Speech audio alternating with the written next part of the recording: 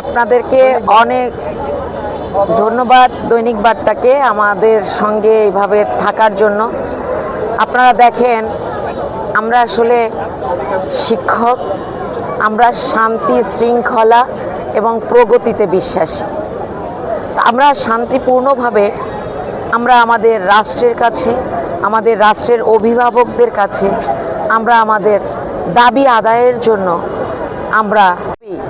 আমরা একটি ধারায় গিয়েছিলাম, আবার কলম আমরা তাদের কাছে আত্মসমর্পণ করে আমরা জানান দিতে চেয়েছিলাম রাষ্ট্রকে যে আমরা আসলে সুশৃঙ্খলভাবে আমরা আমাদের অবস্থান কর্মসূচি পালন করতে চাই। কিন্তু যে বর্বরোচিত হামলা দেখলাম, তা আমাদের জন্য অত্যন্ত দুঃখের, অত্যন্ত কষ্টের। আপনারা জানেন, আজকে আমরা প্রাথমিক ও গণশিক্ষা উপদেষ্টা মহোদয়ের পদত্যাগ দাবি করছি সারা বাংলাদেশের শিক্ষকরা।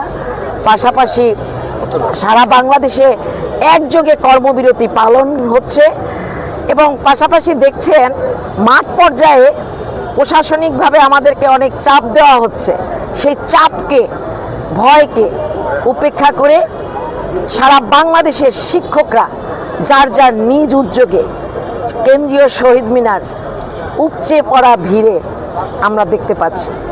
সংগ্রামী ভাই ও বোনেরা, আমরা আজকে মুখে কালো ব্যাজ ধারণ করে আমরা চুপ কার্যক্রম সম্পন্ন করেছি। মানে আমাদেরকে চুপ থাকতে বলেছে, এটা হলো এক ধরনের প্রতীকী। আমরা আজকে রাত পর্যন্ত অপেক্ষা করব। রাতের পরে আমরা সবাইকে নিয়ে, নেতৃবৃন্দ যারা আছেন তাদেরকে নিয়ে আগামী দিনের যত দিন যাবে আমাদের জীবনের রিস্ক বাড়বে, আমাদের চাকরির রিস্ক বাড়বে, কর্মসূচিরও রিস্ক। আমরা কঠোর থেকে কঠোরতর হব। আলাপনের জন্য আমাদের কাছে প্রস্তাব আসে, আমরা সবাই প্রত্যাখ্যান করেছি। আমি ব্যক্তিগতভাবে আলাপনে আর বিশ্বাসী না। আলাপনে আমি যাব না এবং দাবি বাস্তবায়নও যাবে না, আপনারাও যাবেন না ইনশাআল্লাহ। ধন্যবাদ।